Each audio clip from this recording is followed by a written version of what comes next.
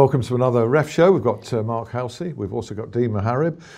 We've also got loads and loads of internationals, very, very few goals, World Cup qualifiers, and we start by talking about the Football League. We talk about the Football League for the worst possible reason, but sometimes I think an incident happens and a player's name that comes up that deserves to be highlighted. So Marcus Maddison, this is about you, and deservedly so. Okay, I'm really annoyed about this. I always am, my blood boils. You get a bad challenge, and okay, you can forgive it if you feel he's not set out to injure a player. You can get diving even and kind of think, all right, he's playing the percentages. When somebody tries blatantly to get somebody sent off, it's an absolute disgrace. What do you guys think? Well, I've got to say, looking at your Twitter account last night, I can see you're very angry. But I mean, let's give some praise to the referee, Darren Hanley, the way he handled the situation. There's nothing... AFC Wimbledon 2, Peterborough 2. As Dean would say, there's nothing worse for a referee when there's a player that's trying to deceive you. And there's no doubt about that he was trying to deceive the referee. It's clear simulation. I don't like to use the word cheat, as people do, but that's the sort of thing that we want to see eradicated out of our game. It's not the fans hate it. Well, you know, look at the players. Look, it caused a mass confrontation because the players were so unhappy. The Wimbledon players were so unhappy with what he'd done. Tried to get their. Let's bring Dean in, but there's a bit of background for anybody who hasn't seen it. Worth clocking on Sky's website or on YouTube or whatever. You can't miss it. Marcus Maddison of Peterborough. He instigates a kind of head-to-head with Liam Trotter of Wimbledon, and then recoils back, holding his head, falls to the turf. He's down there for some considerable time. Disgraceful attempt to get a player sent off. Both of them get a yellow card. What did you make Well, of it? I mean, just reiterating what Mark said, I mean, we say it's clear simulation, but at fast speed for the referee, a player's head goes into an opponent. It could have easily deceived the referee into showing a red card. So credit where credit's due. It's a great decision to caution. What I would say is, this is everything that's wrong with the FA's review panel, because the only way an incident can be reviewed is if a player dives and gets a penalty or simulates and gets a player dismissed. Because he's not been successful in his deception, he now gets away with the yellow card.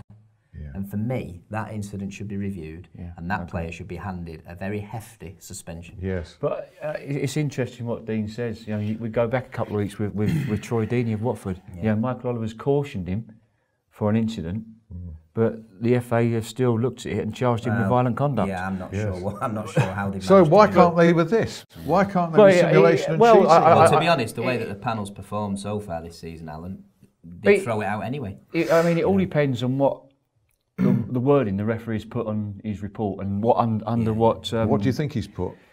Well, it could be UB. I think whether he's unspecified behaviour. Whether that gives an angle for the FA and the review panel to look at that again. But you know, and Dean was right. I mean, in real time, a referee could have thought that was an act of violent conduct. But Darren was in such a good position, and the way he dealt with it by, you know, pulling the players aside, telling them what's happening, and you can clearly see he's called the captains in, he spoke to the captains and told them this and this, cut this out, we don't want to be seeing this. And, you know, it's good to see a referee handle it in the way he did. What needs to happen as well is managers of players need to come out and publicly name them and shame them as we are here. I don't know what Grant McCann has said, if anything, following that game. This player needs disciplining from within. He needs, anybody who comments on the game has a duty to name and shame and really attack people who do this sort of stuff. But don't you think? But why is the PFA not getting involved in these situations? Well, they should, shouldn't they? They should get involved in these situations. I'd like to see Peterborough discipline their own player, because if that happened, if the ball was on the other foot, the manager would be going ballistic, wouldn't he? Yeah. So we've got a duty to the game, the managers and the players. You know, it's watched by millions around the world. Even the Football League, there's more fans watching Football League games than there is in Serie A. So, you know, so that's how popular it is in this country. So This we've is got to aimed take at, action. Yeah, indeed. Not aimed at Peterborough, it's an absolutely general point. Sad thing is, I find the lower down you go in football, the less of this actually that you see. So it's really sad to see it surface like that in League One over the weekend. We've got more to talk about from the league, a game involving Yeovil and Carlisle, also Blackpool and Portsmouth. But let's go on to the internationals. What there is to talk about, not a lot. After we've clocked the fact that on a lighter note, you guys were in charity game action at Salford City, weren't you, yesterday, you two? Yes, we were. Mark was invited to referee the Salford City v the Class of '92, and I was fourth official, and it took me back to the old days because he's given a penalty that has never ever been a penalty. Yeah, it should be ashamed of himself. It's a good job we needed VAR, to be honest.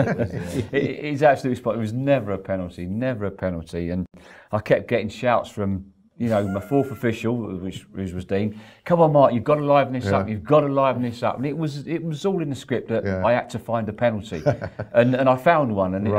But it didn't please Phil Neville, Gary Neville, Jamie Carragher, Ryan Giggs, Shay Given, because they all come running at me, and they were absolutely right to come running at me. But they understood what I was given. And Sir Alex Ferguson's comments were unprintable or unrepeatable. You were telling me a bit earlier, especially his team talk. You were wearing a body cam, weren't you?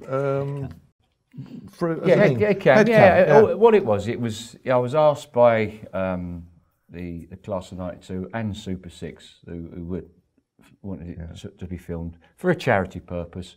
Would I do it? And I just said, I said no problem at all, because it's, you know, it was for a site, it was for their charity, so they could show, you know, highlights of the game as well, you know, from a referee's point of view, and what goes on the field of play, and what sort of positioning the referee gets himself into, what his viewing angle is, or, you know, to see things. But obviously it won't show me good light when I give that penalty. But but no, it was done for charity reasons, and that's why it was worn. How not to referee a game, I think, is the title of the video. But you talked about VAR, and obviously the main talking point from all the internationals and the qualifiers is the very harsh circumstances in which Northern Ireland will not be going to the World Cup, going back to the first leg of their playoff against Switzerland. I mean, the second leg, you know, was a 0-0 draw in Switzerland. No incident really. Felix Bright was the referee there. I think everybody, top referee. Yeah, very good. No incident to come back on. But going to the first leg, 1-0 win for Switzerland, all hinged on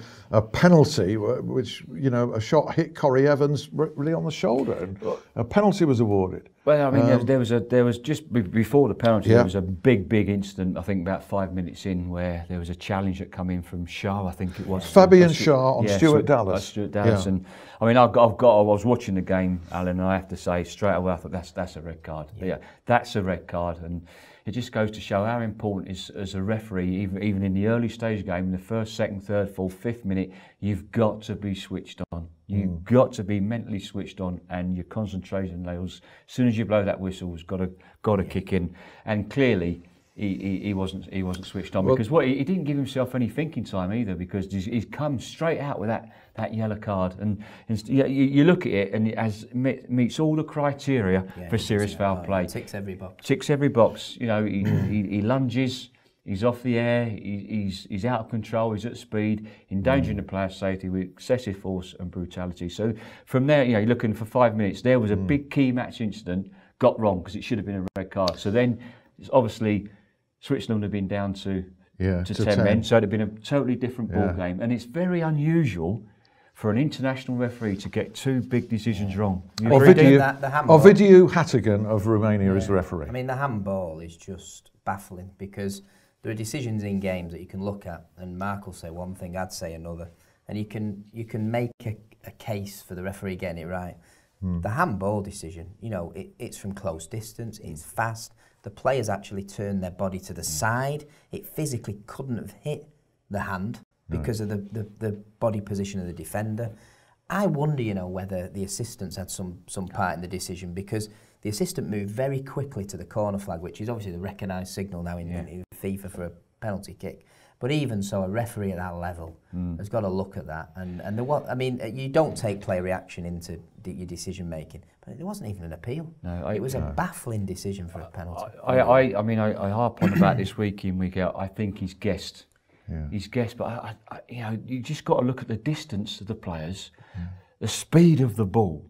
I mean, his arm's not in an unnatural position. I mean, if we talk about this natural and unnatural position, I mean, there's debate now. I mean, whether it's even hit his arm or it's at the back of his shoulder. But listen, it's a poor decision. Video refereeing would have sorted it. Oh, without a shadow of a doubt. Without a shadow of a doubt, that would have been sorted. It wouldn't have sorted the challenge because the referee's already got the yellow card out. So that would not have been sorted because you cannot review yellow cards. Had the referee known there was a video assistant, would he have been so quick with the yellow card?